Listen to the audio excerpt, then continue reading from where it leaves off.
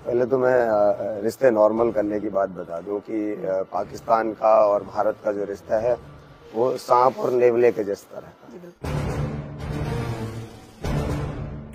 आज तक मेरे घर पे कोई बड़ा अधिकारी है, ऑफिसर जो है ऑफिशियल मेरे घर पे आज तो कोई नहीं गया मुझसे मिलने। यही जिंदगी, मरने के बाद सीएम भी आएगा आपकी लाश पे फूल बिछाने के लिए। तो यहाँ पे मरने के बाद रीत लेइंग और ये लोग लाखों लोग इकट्ठे हो जाते हैं, ड्रामा हो जाता है। मैं उसको यही कहूंगा। दूसरा है 26/11। अब देखिए, जहाँ पर सैनिकों का आना जाना हो जाए, सैनिक बंदूक लेकर जाए, तो ऑब्वियस सी बात है कि वहाँ पे फूल तो बरस रहे नहीं होंगे। गोलियां ही चल रही हैं, लाशें बिछी हुई हैं। मेरे पास हेलमेट भी नहीं था और जो मैंने जो बुलेट प्रूफ जैकेट पहनी थी वो भी AK-47 की गोली नहीं झेल सकती थी, ये मुझे पता था। 5 गोलियां लगी, जिनमें की एक आप देख सकते पूरा कान फाड़ते हुए गोली बिल्कुल। निकल गई थी। जरूर एक बार कैमरा पर्सन जरूर कहूंगा इनका कान जरूर दिखाएं, क्योंकि तो मैं अकेला ऐसा व्यक्ति हूँ वर्ल्ड वाइड जो जिंदा बचा, गनशॉट चेस्ट के आर पार होने के बाद भी, फेफड़ा फटने के बाद भी। ਸਤਿ ਸ਼੍ਰੀ ਅਕਾਲ ਜੀ, मैं ਹਾਂ ਰਾਜੂ ਗੁਪਤਾ। ਅੱਜ ਤੁਹਾਡੀ ਮੁਲਾਕਾਤ ਉਸ ਇਨਸਾਨ ਦੇ ਨਾਲ ਕਰਾਵਾਂਗੇ ਜਿਸ ਦੇ ਬਾਰੇ ਅਸੀਂ ਜਿੰਨਾ ਵੀ ਦੱਸਾਂਗੇ ਨਾ ਉਹ ਤੁਹਾਨੂੰ ਬਹੁਤ ਹੀ ਘੱਟ ਲੱਗੇਗਾ। ਇੱਕ ਅਜਿਹੇ ਮਾਰਕੋਸ ਦੇ ਨਾਲ ਤੁਹਾਡੀ ਮੁਲਾਕਾਤ ਕਰਾਉਣ ਜਾ ਰਿਹਾ ਜਿਸ ਨੇ 26/11 ਇੰਸੀਡੈਂਟ ਦੇ ਵਿੱਚ ਉਹਨਾਂ ਨਾਮੀ ਸ਼ਖਸੀਅਤਾਂ ਦੇ ਜਾਨਾਂ ਬਚਾਈਆਂ ਨੇ, ਜਿਨ੍ਹਾਂ ਨੂੰ ਅੱਜ ਕੱਲ੍ਹ ਅਸੀਂ ਬੜੇ ਹੀ ਜਿਹੜਾ ਹੈ ਗੌਰਵਮਈ ਤਰੀਕੇ ਦੇ ਨਾਲ ਜਾਣਦੇ ਹਾਂ। ਗੌਤਮ ਅਡਾਨੀ ਉਹਨਾਂ ਵਿੱਚੋਂ ਇੱਕ ਨੇ। 26/11 ਦੇ इंसीडेंट ਦੇ ਵਿੱਚ ਜੋ ਕੁਝ ਹੋਇਆ ਉਸ ਬਾਰੇ ਤੁਸੀਂ ਬਹੁਤ ਸੁਣਿਆ ਹੋਵੇਗਾ, ਟੀਵੀ ਚੈਨਲਾਂ ਦੇ ਉੱਤੇ ਸੁਣਿਆ ਹੋਵੇਗਾ, ਨਿਊਜ਼ ਚੈਨਲਾਂ ਦੇ ਉੱਤੇ ਬੜਾ ਸੁਣਿਆ ਹੋਵੇਗਾ, ਪਰ ਐਕਚੁਅਲ ਦੇ ਵਿੱਚ ਸਿਚੁਏਸ਼ਨ ਕੀ ਸੀਗੀ ਉਸ ਜਗ੍ਹਾ ਦੇ ਉੱਤੇ, ਐਕਚੁਅਲ ਦੇ ਵਿੱਚ ਕੀ ਕੁਝ ਚੱਲ ਰਿਹਾ ਸੀ ਉਸ ਜਗ੍ਹਾ ਦੇ ਉੱਤੇ, ਕਿਉਂਕਿ ਐਜ਼ ਅ ਮਾਰਕੋਸ ਪ੍ਰਵੀਨ ਜੀ ਉਸ ਜਗ੍ਹਾ ਦੇ ਉੱਤੇ ਰਹੇ, ਸਾਰੀ ਸਿਚੁਏਸ਼ਨ ਨੂੰ ਹੈਂਡਲ ਕੀਤਾ। 126 ਤੋਂ ਵੀ ਜਾਨਾਂ ਮੇਰੇ ਖਿਆਲ ਨਾਲ ਬਚਾਈਆਂ ਨੇ, ਜੇਕਰ ਮੈਂ ਗਲਤ ਨਾ ਹੋਵਾਂ। ਤੇ ਕੀ ਕੁਝ ਉਸ दिन रहा, कि कुछ मार्कोस बनन की जिंदगी ते मार्कोस की जिंदगी तो बाद जो 26/11 का इंसीडेंट होया उस तो बाद दी इन्हां दी जिंदगी की रही, उस बारे भी इन्हां दे नाल जिहड़ी है वो चर्चा करांगे। हालांकि ये चर्चा हिंदी दे विच होवेगी, इसलिए पहला ही माफ़ी मंग लैंदे आ क्योंकि साडी ऑडियंस पंजाबी है। जरूर पंजाबी दे विच भी गलबात करने की कोशिश करांगे। गलबात करते हैं प्रवीण जी। प्रवीण जी बहुत बहुत शुक्रिया, तुसी समा दिता। एक तो तुहाडा समा बड़ा कीमती है। बहुत बहुत धन्यवाद। जितने भी हमारे दर्शक हैं उनको मेरा बहुत बहुत धन्यवाद, और आपका जो प्रेम अब तक मिला है वो ऐसे ही आगे मिलता रहे, उसके लिए ऐसी आशा रखता हूँ। जी बिल्कुल।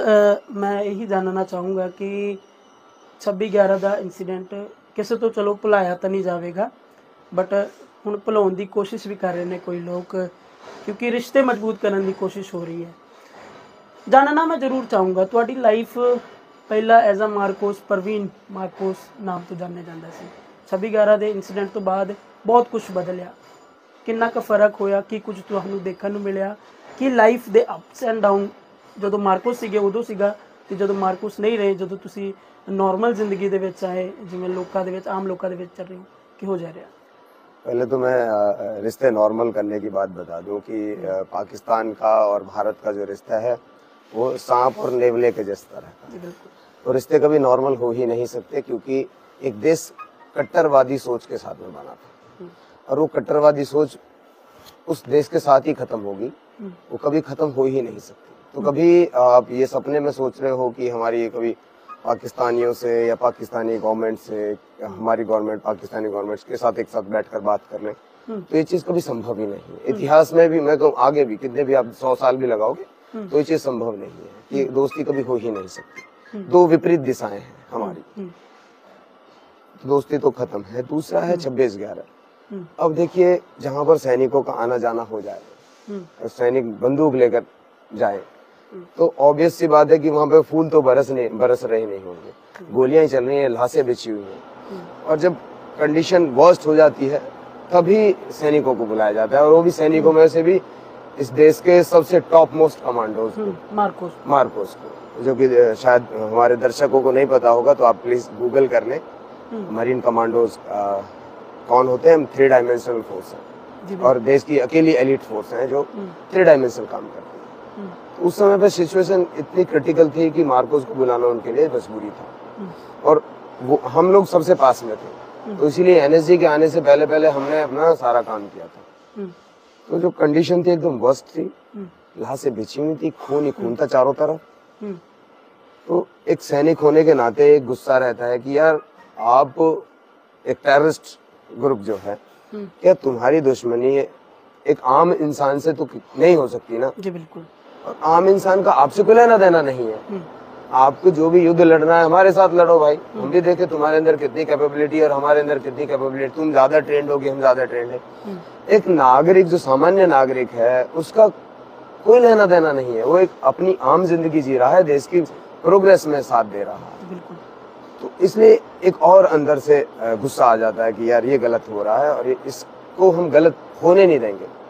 तो इसके लिए फिर हमारे जो गठन हुई थी टीम, लोग गए, एक चैम्बर हॉल है ताज में जहाँ पर मेरी 4 टेररिस्ट के साथ में एक साथ फायरिंग हुई, जिसमें कि एक टेररिस्ट को मैंने गोली मारी थी और ये ऑपरेशन बहुत पहले ही खत्म हो जाता, अर्ली मॉर्निंग ही मैंने ग्रेनेड फेंका था, वो ग्रेनेड नहीं फटा।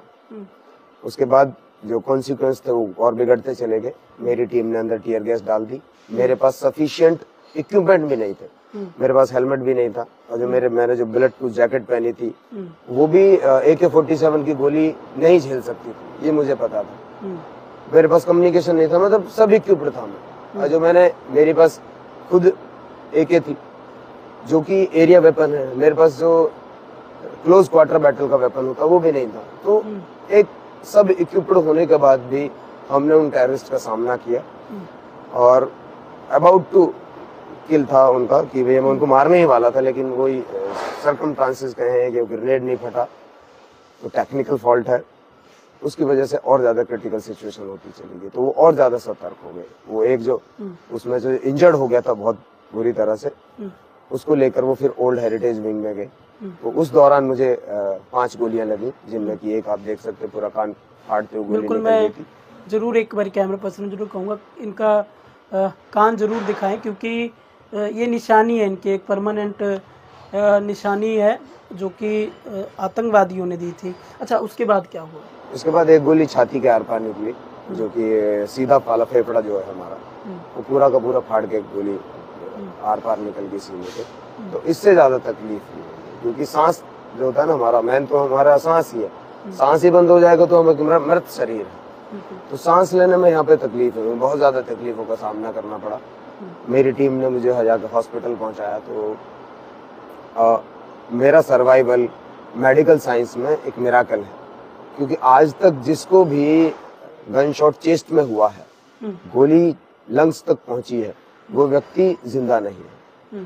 तो मैं अकेला ऐसा व्यक्ति हूँ वर्ल्ड वाइड जो जिंदा बचा, गन शॉट चेस्ट के आर पार होने के बाद भी, फेफड़ा फटने के बाद भी। तो इसके लिए मैं कहूँ कि ईश्वर का कुछ रहा होगा, ईश्वर का, और कि कुछ और सेवा करनी होगी देश के लिए, तो इसलिए उसने फिर से जीवन दे दिया। तो बड़ी संघर्ष में जिंदगी रही है। उसके बाद की जो जिंदगी है एक डिफरेंट जिंदगी रही है। अच्छा, उस तो बाद ਤੁਹਾਡੀ ਜ਼ਿੰਦਗੀ ਚੇਂਜ ਹੋਈ। ਅੱਛਾ, ਮੈਂ ਇਹ ਵੀ ਜਾਣਨਾ ਚਾਹੂੰਗਾ ਕਿ ਜਦੋਂ 26/11 ਵਾਲਾ ਇਨਸੀਡੈਂਟ ਹੋਇਆ ਸੀਗਾ, ਉਦੋਂ ਤੁਸੀਂ ਗੌਤਮ ਅੰਡਾਨੀ ਹੋਰਾਂ ਨੂੰ ਬਚਾਇਆ ਸੀਗਾ। ਉਸ ਸਮੇਂ ਸਿਚੁਏਸ਼ਨ ਕੀ ਸੀਗੀ? ਤੁਸੀਂ 126 ਤੋਂ ਵੀ ਜ਼ਿਆਦਾ ਮੇਰੇ ਖਿਆਲ ਨਾਲ 185 ਤੋਂ ਵੀ ਜ਼ਿਆਦਾ ਜਾਨਾਂ ਬਚਾਈਆਂ ਨੇ। ਅੱਛਾ, ਉਸ ਵਕਤ ਸਿਚੁਏਸ਼ਨ ਕੀ ਸੀਗੇ ਜਦੋਂ ਤੁਸੀਂ ਬੱਚੇ ਜਿਹੜੇ ਜੋ ਵੀ ਸੀਗੇ ਉਹਨਾਂ ਨੂੰ ਸਿਕਿਉਰ ਕਰਕੇ ਬਾਹਰ ਲਿਜਾ ਰਹੇ ਸੀਗੇ? ਉਸ ਵਕਤ ਤੁਸੀਂ ਕਿਵੇਂ ਸਿਕਿਉਰ ਕਿਵੇਂ ਕੀਤਾ? ਕਿਉਂਕਿ ਇੱਕ ਤਰਫ ਗੋਲੀਆਂ ਦੀ ਬੁਛਾਰ ਹੋਣਾ, ਦੂਜੇ ਤਰਫ ਜਿਹੜਾ ਹੈ ਤੁਸੀਂ ਉਹਨਾਂ ਨੂੰ ਬਾਹਰ ਕੱਢਣਾ, ਤੇ ਉਹਨਾਂ ਕੋਲ ਜ਼ਿਆਦਾ ਬੈਨੀਫਿਟ सीगा क्योंकि टीवी चैनलों के उत्ते जो भी सारा कुछ दिख रहा सीगा, कई चीज़ें सी। देखिए, मैं अगर बात करूं कि जितने भी टीवी चैनल उस समय पे थे, जितने भी एंकर थे, जितने भी टीवी चैनल में उसको लाइव दिखाया, गलती किसकी थी? गलती मेरी थी कि गलती उनकी थी? अगर सभी टीवी चैनल ने गलत किया है, इस देश के साथ धोखा किया है, इस देश को मैं कहूँ डैमेज किया है उस देश, तो सारे के सारे टीवी चैनल माफी मांगे, सेना से माफी मांगे, एक सैनिक से माफी मांगे, इस देश से माफी मांगे कि हमने गलत किया है करोड़ों कमाने के चक्कर में, टीआरपी के चक्कर में। वो करोड़ों कमा रहे हो ना आप उससे, और तुम क्या दिखा रहे हो? जो सैनिक अंदर जा रहे हैं, सोल्जर अंदर जा रहे हैं, कमांडो अंदर जा रहे हैं, वो सारा दिख रहा है ना उनको, तो वो उसी हिसाब से प्रिपेयर हो रहे हैं। आपने उनको दिखाया कि 150 से ज्यादा लोग चैम्बर हॉल में फंसे हुए हैं, उनको जाके हॉस्टेज बनाओ। उन्होंने हैंडलर्स में उनको बता दिया कि जाओ उनको हॉस्टेज बनाओ। अब इसकी जिम्मेदारी कोई लेने के लिए तैयार है क्या? बिल्कुल। तो हमारा सैनिकों का कार्य हम कर रहे हैं अपना, लेकिन क्या एक न्यूज चैनल वाले जो काम कर रहे हैं उनकी क्या जिम्मेदारी बनती थी उस समय पर? सिर्फ टीआरपी के लिए काम करना, ये तो गलत है ना। तो उसके लिए मैं कहूंगा कि मैं चाहूंगा कि जितने भी टीवी चैनल थे, जितने भी पत्रकार थे, वो सारे के सारे उस चीज के लिए इस देश से माफी मांगे कि हमने उस दिन गलत किया और उस वजह से सारे के सारे लोग फंसे। अच्छा, मैं ਚਲੋ ਅਸੀਂ ਹੁਣ ਉਹ ਗੱਲ ਨੂੰ ਪਰੇ ਕਰਦੇ ਹਾਂ। ਉਸ ਤੋਂ ਬਾਅਦ ਤੁਹਾਡੀ ਜ਼ਿੰਦਗੀ ਕੀ ਰਹੀ? ਆਇਰਨ ਮੈਨ ਦਾ ਤੁਸੀਂ ਖਿਤਾਬ ਜਿੱਤਿਆ ਹੈ, ਤੁਸੀਂ ਮੈਰਾਥਨ ਦੌੜਦੇ ਹੋ, ਤੁਸੀਂ ਸਵਿਮਿੰਗ ਕਰਦੇ ਹੋ, ਤੁਸੀਂ ਜਾਣ ਉਸ ਜਗ੍ਹਾ ਤੋਂ ਨਿਕਲ ਕੇ ਸਭ ਬਾਹਰ ਆਉਂਦੇ ਹੋ ਜਿਸ ਜਗ੍ਹਾ ਦੇ ਉੱਤੋਂ ਨਿਕਲਣਾ ਬਿਲਕੁਲ ਨਾ ਪੋਸੀਬਲ ਹੀ ਸੀਗਾ। ਤੇ ਉਸ ਤੋਂ ਬਾਅਦ ਜ਼ਿੰਦਗੀ ਕੀ ਰਹੀ? एक संघर्ष रहा। उसके बाद 6 बड़े ऑपरेशन से होकर गुजरा हूँ मैं। 6 बड़े ऑपरेशन मेरे हुए हैं उसके बाद से, और वो सारे के सारे ऑपरेशन समझिए कि एक बार आप ऑपरेशन थिएटर में जा रहे हो तो एक डेड बॉडी हो, आपको ये नहीं पता कि किस तरह से आपकी वापसी होगी। बॉडी का ऐसा कोई पार्ट नहीं रहा जिसको डॉक्टर्स ने काट काट के कहीं और, हाँ, तो उसमें किसी का साथ नहीं रहा, उसमें किसी को कोई सहयोग नहीं रहा। वो अकेले की लाइफ थी, अकेले संघर्ष करना था, अकेले हॉस्पिटल में रहना था, अकेले सारा कुछ, कोई देखने भी नहीं आएगा, कोई कुछ नहीं है, तो ये अकेले ही जिंदगी थी।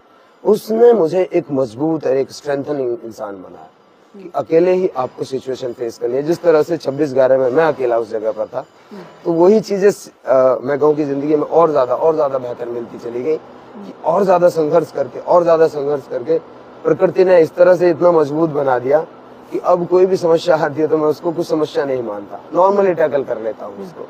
तो यहाँ पर मेरी समझ में आज तक यही आया कि जो लाइफ है वो इंडिविजुअल है और आपको ही अकेले संघर्ष करना है और आपको अपने रास्ते तय करने हैं।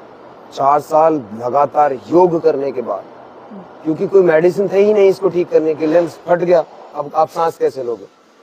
तो कौन आपको कब तक सहारा देगा? बिल्कुल कोई नहीं सहारा देगा। सीढ़ियां नहीं चढ़ी जाती थी, सांस नहीं आती थी ठीक से। 2 साल तक हाथ काम नहीं करता था भाई, लेकिन किसी को कोई मतलब नहीं था किसी से कि आप कैसी जिंदगी जी रहे हो। उसके बाद सबको यहाँ पर देश में मैं बात कहूँ सैनिकों की, तो यहाँ पे मरने के बाद रीथ लेइंग और ये लाखों लोग इकट्ठे हो जाते हैं, ड्रामा हो जाता है, मैं उसको यही कहूँगा। जब लेकिन उसी ऑपरेशन में एक बंदा रहता है जो बुरी तरह से क्षतिग्रस्त हो जाता है, ना वो इधर का रहता है ना तो वो जिंदा बचता है ठीक से, ना वो ठीक से मर पाता है। तो उस स्थिति को मैंने जिया है, मैं देखता हूँ, मैंने देखा है जिंदगी के आडंबरों को देखा है मैंने। लोग बड़ी बड़ी बातें करते हैं लेकिन एक्चुअल ग्राउंड पर जीरो है सब कुछ। तो लाखों लोगों की भीड़ वो किसी काम नहीं आती है 4 दिन बाद जब वो परिवार अकेले खड़ा रहता है। तो क्यों है ऐसा?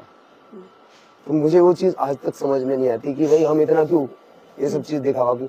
ठीक है जी, सैनिक था, मर के अपना काम कर रहा था, लेकिन उसको टोंट मारना, उसको कहना कि भाई एक सिपाही, एक सैनिक तो गोली खाने के लिए ही सेना में भर्ती होता है, तो ये तो भावना गलत है ना। किसी राजनीति खेलनी गलत, राजनीति हर किसी की जुबान पर देख लो आप, इस देश में किसकी नहीं है बताइए मुझे आप।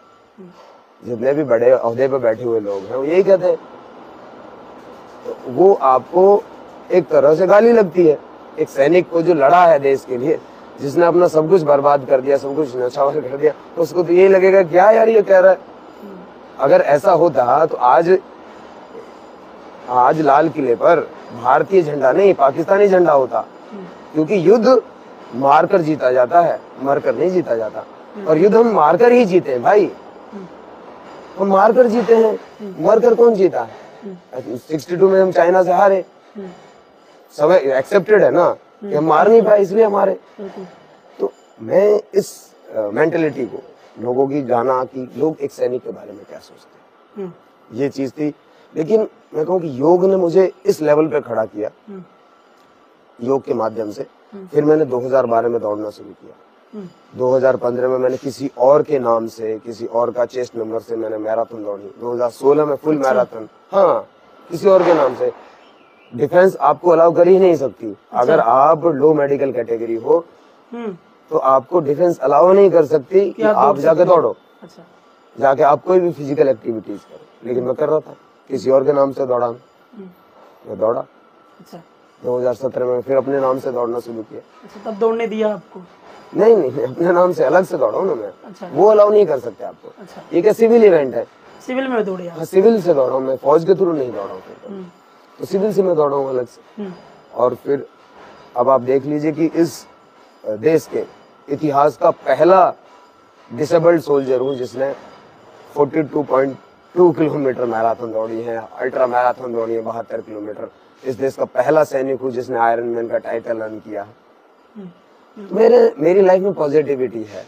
मैं हर चीज को पॉजिटिव तरीके से देखता हूँ। कोई नहीं कह सकता कि आपको गोलियां लगी होंगी, कोई नहीं कह सकता। मेरे को नहीं लग रहा कि, या फिर मेरे को हो नहीं रहा कि आपको गोलियां लगी होंगी या फिर आप इस तरीके से इंजर्ड हुए होंगे। बट एक्चुअल में जो आपकी ज़िंदगी है वो तो चलो सबको दिख रहा है, सबको पता है। जरूर पंजाबी ਦੇ ਵਿੱਚ भी जरूर दसूंगा ਤੁਹਾਡੀ ਜ਼ਿੰਦਗੀ ਬਾਰੇ जो देख रहे होंगे, क्योंकि साडी ऑडियंस पंजाबी है। ਮੈਨੂੰ नहीं लगता कि ਤੁਹਾਨੂੰ कोई गोली लगी होगी। क्यों? क्योंकि जिस तरीके ਦੇ ਨਾਲ ਅੱਜ ਤੁਸੀਂ बैठे हो, जिस तरीके ਦੇ ਨਾਲ गलबात हो रही है, कोई उस समय ਦਾ पेशेंट जो चीज़ां जो ਤੁਹਾਡੇ गोली लंग्स ਦੇ ਵਿੱਚ ਲੱਗੀਆਂ ਜਾਂ ਫਿਰ ਤੁਹਾਡੇ ਕੰਨ ਦੇ ਵਿੱਚ ਲੱਗੀਆਂ ਜਾਂ ਫਿਰ जगह जगह ਲੱਗੀਆਂ ਗੋਲੀਆਂ, ਉਸ ਤੋਂ ਬਾਅਦ ਬੰਦਾ ਸਰਵਾइव करे। बाकी चलो मेरिकल सी हो। अच्छा, एक मैं जरूर जानना चाहूंगा कि गौतम अंडानी होरां नूं तुसीं बचाया। हाँ जी, वो एक टीम वो उसमें था, 4 मेंबर पार्लियामेंट भी थे। अच्छा। एक वो अकेला थोड़ी था कि भैया मैं उसका नाम इंक्लूडिंग है। 185 में बॉलीवुड वाले भी लोग थे, जर्मन के भी थे, अमेरिकन भी थे, ऑस्ट्रेलियन भी थे, अफ्रीकन भी थे। अच्छा। और महाराष्ट्र प्रशासन के भी लोग थे। अच्छा। वो तो एक नाम है कि भाई हाँ ये भी थे, मैं इसलिए इंक्लूडिंग है वो 150। अच्छा, मतलब बस नाम ही सीगा, बाकी और कोई इंटरेक्टिंग वो तो बात नहीं हुई ਤੁਹਾਡੀ? मेरा इंटरेक्शन से क्या मतलब, मैं सैनिक हूं, मैं अपना काम कर रहा हूं, काम कर रहा हूं। एक्चुअल ਦੇ ਵਿੱਚ ਇਸ ਨੂੰ ਹੀ ਕਿਹਾ ਜਾਂਦਾ ਹੈ ਸੈਨਿਕ। ਸ਼ਾयਦ ਲੋਕ ਜਿਹੜੇ ਨੇ ਉਹ ਜ਼ਿਕਰ ਸੁਣ ਰਹੇ ਹੋਣਗੇ, ਉਹ ਕਈ ਚੀਜ਼ਾਂ ਬੋਲਣਗੇ, ਬਟ ਤੁਹਾਡੀ ਲਾਈਫ ਜੋ ਹੈ ਉਹ ਲਾਈਫ ਬਿਲਕੁਲ ਡਿਫਰੈਂਟ ਰਹੀ ਹੈ। ਅੱਛਾ, ਹੁਣ ਉਸ ਤੋਂ ਬਾਅਦ ਤੁਸੀਂ ਜਦੋਂ ਯੋਗ ਸ਼ੁਰੂ ਕੀਤਾ, ਜਦੋਂ ਤੁਸੀਂ ਮੈਡੀਕਲ ਤੋਂ ਬਾਹਰ ਆਏ, योग शुरू किया, पहली बारी ਤੁਹਾਨੂੰ ਕਿਹਨੇ ਦੱਸਿਆ कि योग राही ਤੁਸੀਂ ठीक हो सकते हो? मेरे एक मित्र थे वहाँ पर जो योगा किया करते थे, तो उन्होंने मुझे बोला कि ट्राई करो, शायद तुम इससे ठीक हो जाओ, एक बार ट्राई करो। और उससे एक बार ट्राई करने से क्या जाता है, योग से शायद तुम्हारा ये ठीक हो जाएगा, योग से तुम्हें कंफर्टेबिलिटी मिलेगी, योग से तुम्हारी इंटरनल हीलिंग ठीक होगी। इन दवाइयों से इंटरनल हीलिंग तुम्हारी ठीक नहीं होगी, क्योंकि आप डैमेज अंदर से हो, अंदर बहुत ज्यादा चोटें थी और अंदर आपको दिखाई नहीं देगा। बिल्कुल, अंदर तो अंदर ही है ना, वो दिखाई नहीं देगा। बाहर की चोटें ठीक आपको दिखाई दे सकती है कि चलो भाई ऑइंटमेंट लगा लो, कुछ और लगा लो, अंदर का कैसे करोगे आप? अंदर तो पूरा फटा पड़ा था अंदर, प्लस इंटरनल ब्लीडिंग बहुत थी। कई महीनों तक तो मेरे मुंह से खून ही खून आते थे। अब जो छोटे छोटे टुकड़े होते थे वो आते थे निकल के। तो ये जिंदगी जी है मैंने, लेकिन योग से बड़ा प्रभाव योग ने डाला मेरी जिंदगी में। फिर स्वामी रामदेव जी का मैं आस्था चैनल पर देख कर मैं सारी चीज सीखा और धीरे धीरे अपने आप को, अपने लंग्स को मजबूत किया और उस लायक बनाया सिर्फ योग से। कोई मेडिसिन नहीं, कोई दवाई नहीं, कोई गोली नहीं, कुछ भी नहीं, सिर्फ योग के इस ऑक्सीजन में इतनी ताकत है, बस आपको लेने का तरीका आना चाहिए। इसके 8 से 10 तरीके हैं लेने के, कि आप फेफड़े का किस तरह से पूरा इस्तेमाल कर सकते हो, 100% ऑक्सीजन कैसे इसमें भर सकते हो। अच्छा, मैं ये भी जरूर जानना चाहूँगा, दर्शक भी जानना चाहेंगे, क्योंकि अक्सर देखा जाता है जो कोई आर्मी का जवान मरदा है तो पूरा पिंड रोन लग पैंदा है। आर्मी का जवान जो उसमें कुछ होंदा है तो पूरा पिंड रोंदा है। बट जदों तुहाडे नाल अजिहा होया, जदों तुसी तुहाडी बॉडी आई, जिवें घर दे विच, जिवें तुसी मैडिकल तो बाद आए, घरदिआं नूं किवें संभालिया तुसी, पेरेंट्स नूं तुसी किवें संभालिया, तुसी बच्चिआं नूं किवें संभालिया? मेरे बड़े भाई आर्मी में है, अभी भी सर्विंग है। अच्छा। हम 2 भाई हैं, दोनों भाइयों ने सेवा दी है। तो हमारे यहाँ की सोच, और हमारे गांव से 39 मार्टर्स हैं। अच्छा मेरे गांव ने देश को प्रधानमंत्री दिया है, 2 कैबिनेट मिनिस्टर दिए हैं मेरे गांव ने। अच्छा तो गांव हमारा देने वाली प्रवृत्ति में है, लेने वाली प्रवृत्ति में है ही नहीं। और मैं वो ही भावना मेरे अंदर है, देशभक्ति है। तो माँ बाप की एक अलग भावना होती है, इमोशनल होते हैं, लेकिन मैं कहूँ कि किसी का साथ, किसी का सहयोग कुछ नहीं होता है। आज तक मेरे घर पे कोई न्यूज चैनल वाला नहीं गया। अच्छा आज तक मेरे घर पे कोई बड़ा अधिकारी है, ऑफिसर जो है ऑफिशियल मेरे घर पे आज तक कोई नहीं गया मुझसे मिलने।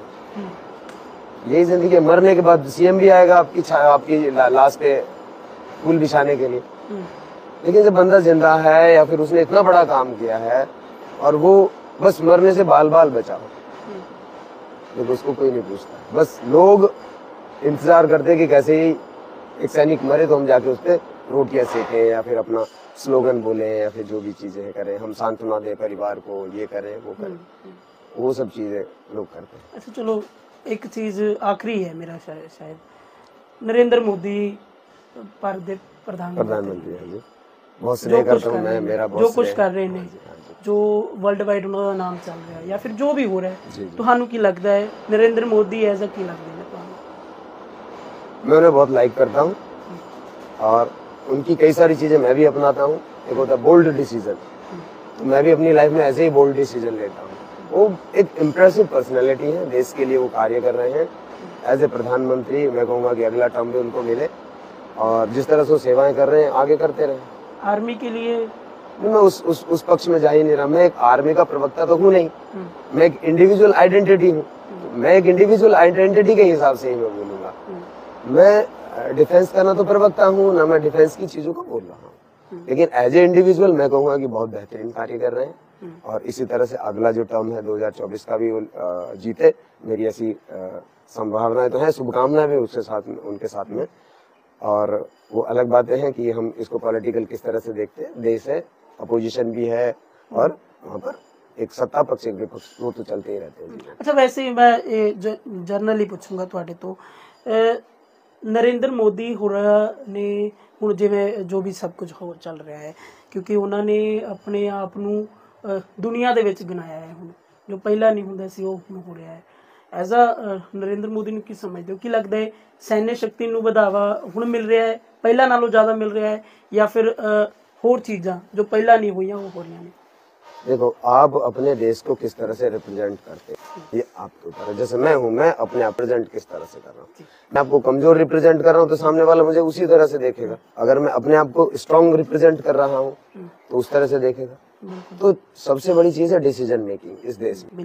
एज ए प्रधानमंत्री, एज ए घर का बड़ा मेंबर होने के नाते कोई भी व्यक्ति अगर वो डिसीजन टक मतलब स्पीडी डिसीजन है, जैसे आपको किसी भी आंदोलन का आप नाम ले ले, चाहे वो सफाई से लेके टॉयलेट से लेके और हर घर बिजली से लेके जो काम किए और जो उनकी जितनी भी योजनाएं रही हैं, उज्ज्वला योजना से लेके चाहे इकोनॉमी को मजबूत करने की जितनी भी है, प्लस कोविड में आप देख लीजिए, मैन है डिसीजन मेकिंग।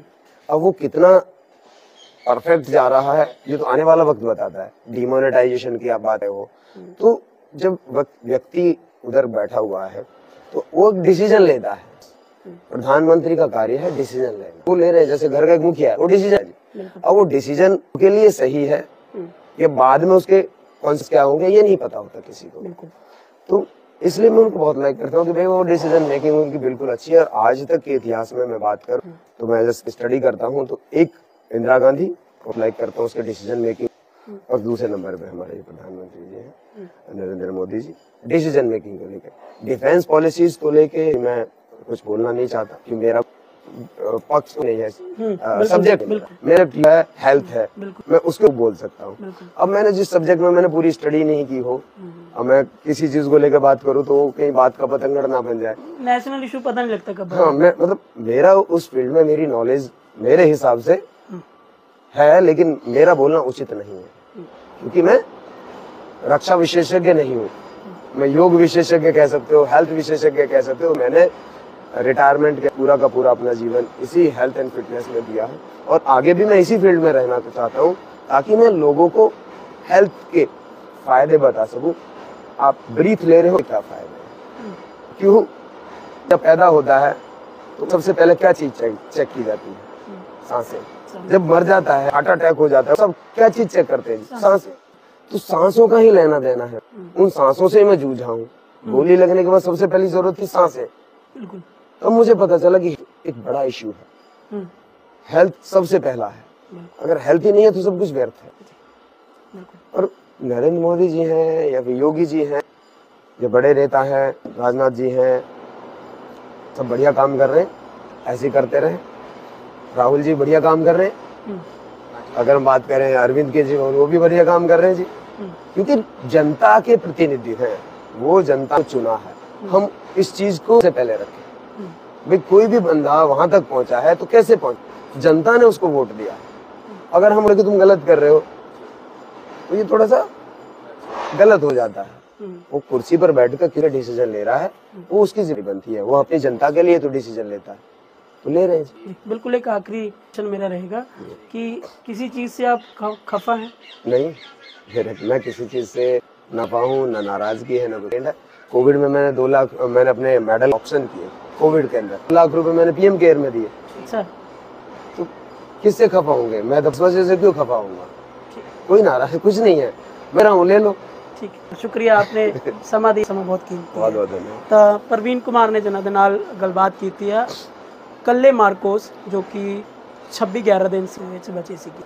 ਆਖਰੀ ਸਾਹ ਉਸ ਵਕਤ, ਪਰ ਆਖਾਂ ਨੂੰ ਕਿਵੇਂ ਜੀਆ ਉਹ ਜਰਨੀ ਇਹਨਾਂ ਨੇ ਆਪਣੇ ਜਿਹੜੀ ਆ ਉਹ ਸਾਡੇ ਨਾਲ ਸਾਂਝੀ ਕੀਤੀ ਹੈ। ਉਮੀਦ ਕਰਨੀ ਤੁਹਾਨੂੰ ਬੜੀ ਅੱਛੀ ਲੱਗੀ ਹੋਵੇਗੀ, ਗੱਲਬਾਤ ਤੁਹਾਨੂੰ ਅੱਛੀ ਲੱਗੀ ਹੋਵੇਗੀ। ਗੱਲਬਾਤ ਚੰਗੀ ਲੱਗੀ ਹੈ, ਵੱਧ ਤੋਂ ਵੱਧ ਇਸ ਵੀਡੀਓ ਨੂੰ ਜ਼ਰੂਰ ਸ਼ੇਅਰ ਕਰੋ।